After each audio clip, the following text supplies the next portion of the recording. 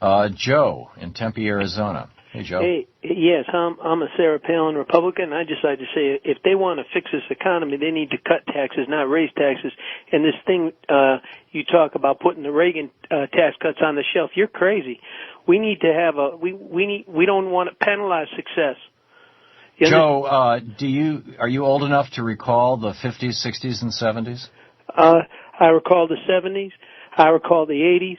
And Ronald Reagan changed everything for the better. I see. Yeah, and let me tell you, this market is responding to Barack Hussein Obama being elected president. That's why you see the crash. I see. Okay, this crash apparently just started on Election Day, and this is what all the right-wing talk show hosts are talking about right now, Ravi. Is they're calling it the Obama recession. This is really not only is it flawed logic and incoherent thinking, but politically toxic. The greatest and most sustained period of real solid growth in the U.S. economy, both for average working people and for rich people, was from the mid-30s through the early 80s, which was a time when the top tax rate was between 71 and 91%. That's right. And then once Reagan dropped that tax rate down to 27%, we saw a bubble occur, and then the great crash in 87. Could I intervene right now? Pardon?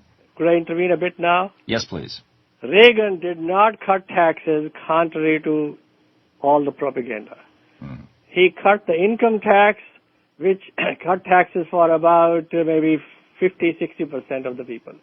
He raised all other taxes. Every other tax went up. Excise tax, gasoline tax, taxes on cigarette, taxes on Social Security tax, self-employment tax. By the way, the self-employment tax is the biggest killer of small businesses. That tax jumped by 66%. Yeah, let me tell you about it. I know it well. So I don't understand. Why do they keep saying that Reagan cut taxes? He cut taxes for a small majority of the public and raised them for everybody else. So I would call it a tax rise. I wouldn't call it a tax cut. Yeah. Okay. Yeah. And all right. And after that was tax transformation, transforming the tax burden from the wealthy to the poor and the middle class. Of course, when you follow this kind of unethical policies, the end result is going to be catastrophic, and that's what we have right now. Yeah.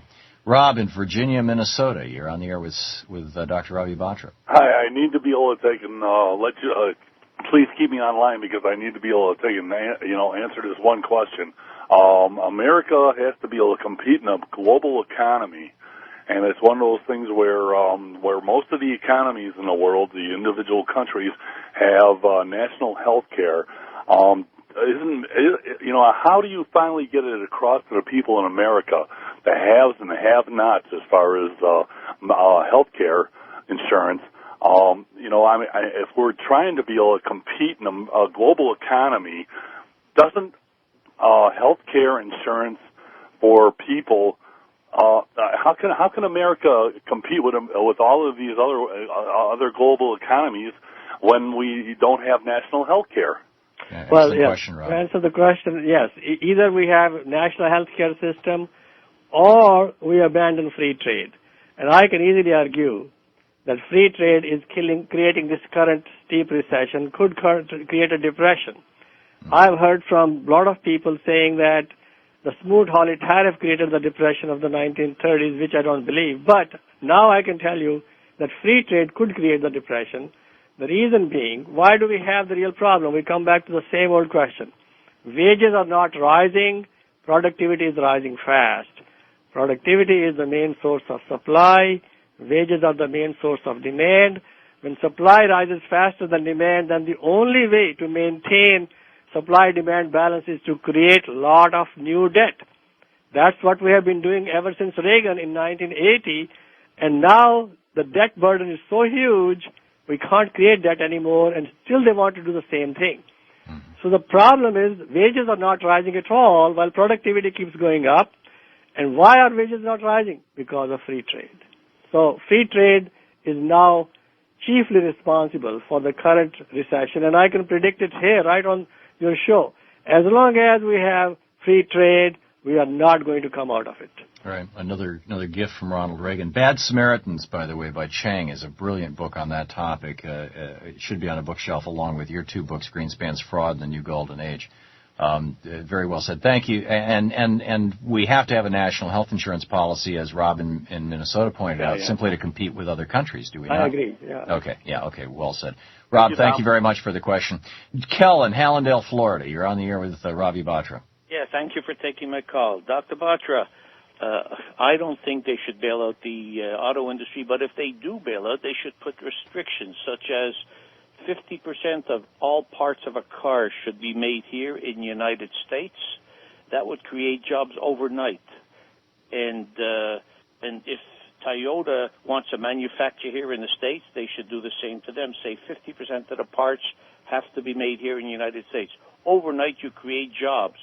Mm-hmm. And all these bailouts, they're not creating jobs for anyone. They're just giving the people that had money and threw it away make more money. Right. Kel, excellent point. Ravi, aren't domestic content laws a very, very big part of the economies of Japan and South Korea, for example? Well, that's exactly what I was talking about, that we have to, in the end, abandon free trade. And this is what the caller is saying, the same thing. But I think we should start the process of economic democracy. Buy up these shares, sell them, or just give them to the workers of GM. They can then fix out how much wage to charge to make an efficient car. What should the salaries be? They can then decide for themselves. They won't even have to lay off people. In fact, when all of them own the company collectively, not all, I mean the entire company, but say 60% of it, then they will not fire anybody else. They would just reduce the working hours, so nobody would be fired.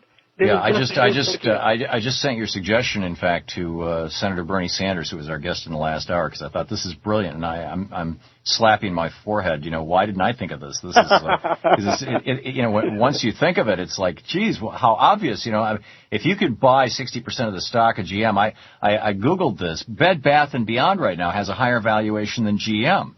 I mean, they can do the same thing for AIG. I mean, they're just wasting money for no reason.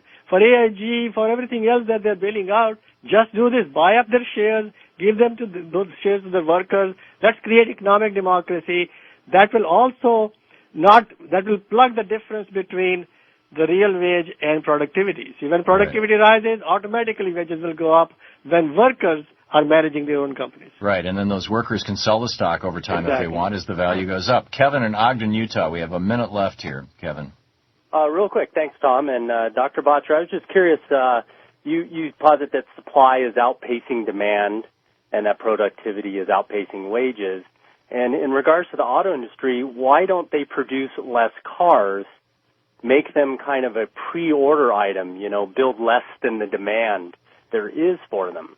Would that help? Well, what has been happening is that the GM and auto industry management just did not pay attention to the public needs. They artificially tried to create demand for large cars, SUVs, and with advertising and with rebates and discounts and free gasoline. And if the people were responding to market demand, they would not be investing so much in all those huge SUVs.